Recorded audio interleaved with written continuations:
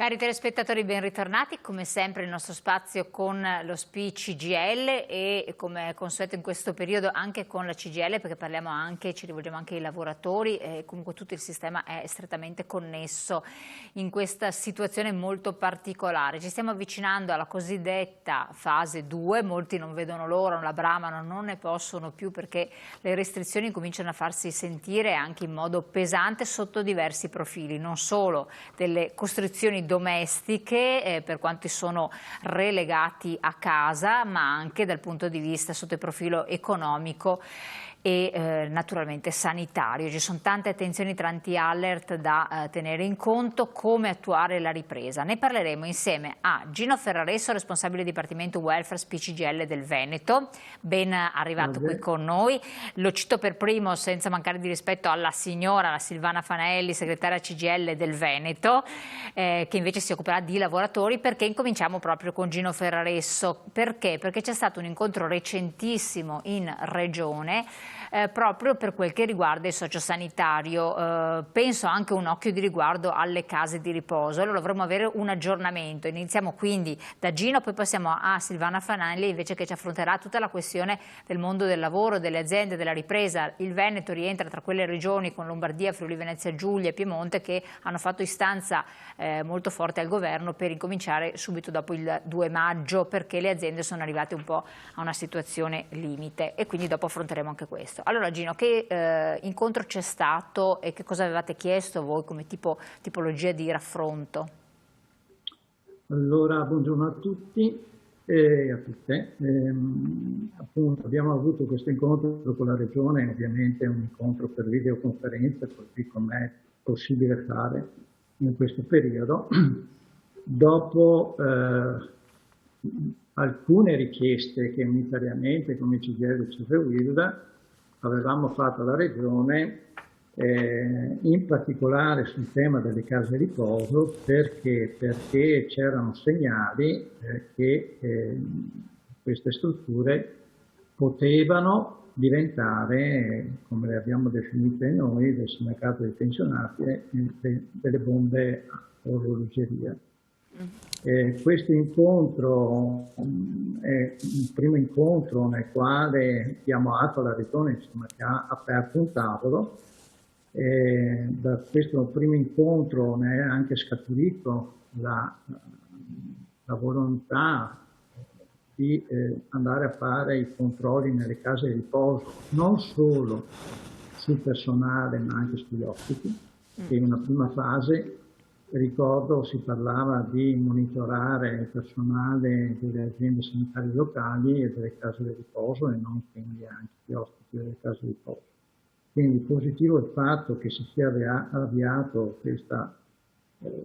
avviati questi controlli, dai quali sta emergendo una situazione, come dire, a macchia di leopardo, nel senso che abbiamo alcune case di riposo, alcuni territori che sono più colpiti, altri meno.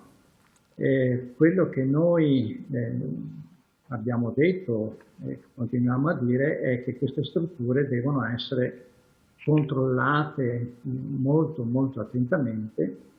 Recentemente a livello nazionale SPI, FNP, WILP, i sindacati dei pensionati unitariamente hanno fatto un documento e lo hanno inviato anche al Presidente della Conferenza Stato-Regioni, perché ricordiamoci che le case di riposo ricadono sotto la responsabilità non dello Stato, ma della Regione e dei comuni. Sì. Regione sotto l'aspetto, diciamo, sanitario, sociosanitario, invece i comuni per quanto riguarda l'aspetto appunto sociale. Abbiamo mandato una lettera dove fondamentalmente chiediamo che questa attenzione sia elevata e facciamo alcune proposte.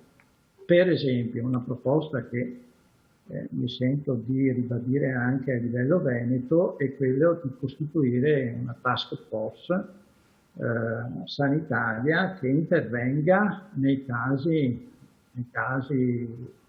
più esplosivi. Ne abbiamo avuto il problema Merlara, ne abbiamo qualcuno anche nel Veronese. Forse sarebbe utile che avere a disposizione, sto parlando a livello regionale, una task force di personale sanitario che intervenga laddove ci sono dei focolai importanti. Questo anche perché il personale delle case di riposo è personale prettamente sociosanitario, non sanitario. Mi spiego meglio. C'è una legge regionale che fissa fondamentalmente uno standard, degli standard di personale che devono essere garantiti nelle case di riposo.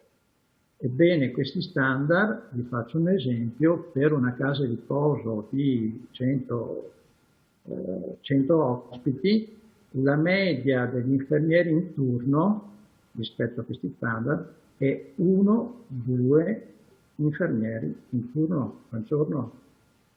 Abbiamo invece molto più personale sociosanitario, quindi gli operatori sociosanitari, e qua il rapporto è molto più alto, però cambia ovviamente la professionalità. Tant'è vero che poi uno dei temi più grandi sui quali si dovrebbe anche intervenire, anche se si è in ritardo rispetto a questo, è anche la formazione del personale, perché se il personale è prettamente sociosanitario è ovvio, rispetto a quello che sta emergendo, che sarebbe necessario fare una formazione molto mirata rispetto al tema del coronavirus. Però adesso i tempi, diciamo, non ci sono per poterlo fare, perché intanto sono persone che stanno lavorando. Questo è vero, però ci sono anche a disposizione dei mezzi, attraverso i mezzi informatici, insomma, si possono fare anche dei corsi in videoconferenza. Noi sta emergendo che non tutte le case di riposo nel Veneto sono dei focolai. Certo, assolutamente. Ecco, no, ci sono state, noi abbiamo avuto modo anche di interpellare delle direzioni di queste case dove ci sono state delle attenzioni particolari in virtù anche di spazi a disposizione, dove sono stati divisi le persone che avevano queste sintomatologie o erano malate da altre, insomma si è provveduto tempestivamente e si è evitato il peggio, cioè non è successo quello che è successo per esempio in Lombardia o in altre realtà nel nostro paese, però il tutto in virtù della tempestività di intervento che ha salvato, diciamo, delle situazioni che altrimenti sarebbero sfuggite rapidamente di mano, possiamo anche immaginare. Cioè siamo stati fortunati rispetto ad altre realtà, o sono stati bravi a gestirle, non lo so. No, diciamo che il modello veneto della sanità, che viene insomma portato in mano dappertutto, è un modello che però non è che nasca l'altro ieri o 2 anni fa, parte da lontano, parte ancora dal 1970, dove la scelta del Veneto è stata quella fondamentalmente di coniugare la sanità con il territorio, con il sociosanitario. Tant'è vero che tutte le regioni che hanno sposato questa strada, mi riferisco al Veneto, ma anche all'Emilia Romagna e anche alla Toscana, sono le regioni che al di là del problema delle case di riposo stanno, come dire, rispondendo meglio rispetto al tema del Covid, certo, proprio perché il territorio ha punti di riferimento importanti che sono stati messi subito all'opera, insomma, in questa stagione. Insomma. Ecco, da questo incontro che voi avete fatto in regione, che cosa è emerso? C'è stata un'interlocuzione? Che tipo di cosa è venuto fuori? C'è stato, come sta succedendo, un'interlocuzione con la regione, è stata avviata, e la cosa importante, ripeto, è questo monitoraggio delle case di riposo con i test rapidi e con i tamponi anche agli ospiti e non solo al personale per monitorare.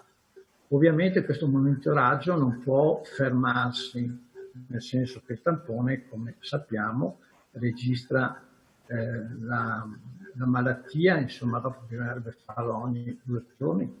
È impossibile praticamente. Bisogna continuare questo monitoraggio nelle case di riposo. Ripeto, bisogna mettere in atto poi diversi provvedimenti, questo della task force, la formazione del personale.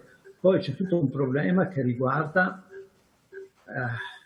come dire, le case di riposo in questo momento, laddove ci sono dei focolai, diventano anche, come dire, delle prigioni per gli anziani. Non c'è più nessun rapporto con l'esterno, non c'è più nessun rapporto con i parenti.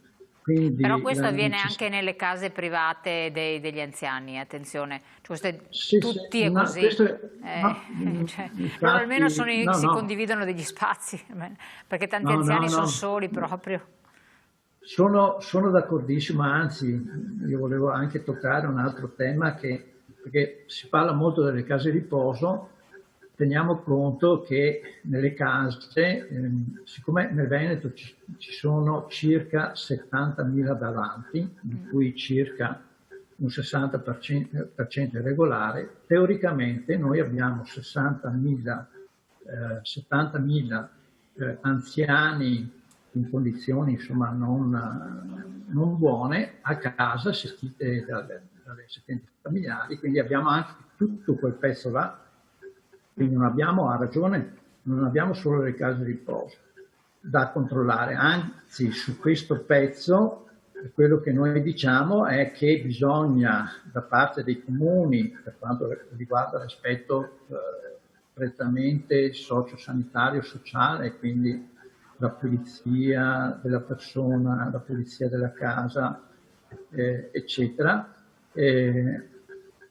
perlomeno garantire la stessa assistenza che c'era prima del coronavirus, l'assistenza domiciliare, sto dicendo. Certo. Così come va garantita anche l'assistenza domiciliare integrata, che è un aspetto anche più sanitario da parte delle USL. Certo. Quindi c'è anche tutto questo pezzo che bisogna stare attenti, quindi non ci sono solamente le case di riposo, ci sono anche gli anziani soli con problemi comunque sanitari che sono a casa, che circa sono appunto 70.000. E molti, abbiamo ricevuto anche un paio di lettere scritte a mano tra l'altro, sono stati lasciati dalle proprie assistenti badanti, e questo è un altro problema, perché sono tornati a casa. Questo è un altro aspetto di non poco conto, e trovare una sostituzione in questo periodo, fidarsi poi della sostituzione trovata, è un'altra bella sfida.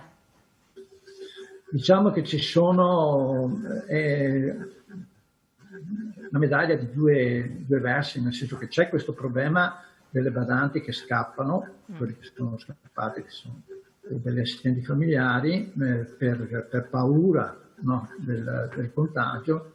E dall'altra parte ci sono anche le assistenti familiari, in particolare quelle in nero, che se muore l'anziano si ritrovano senza nessuna possibilità di sostegno, anche perché c'è tutto il problema poi del rientro, no?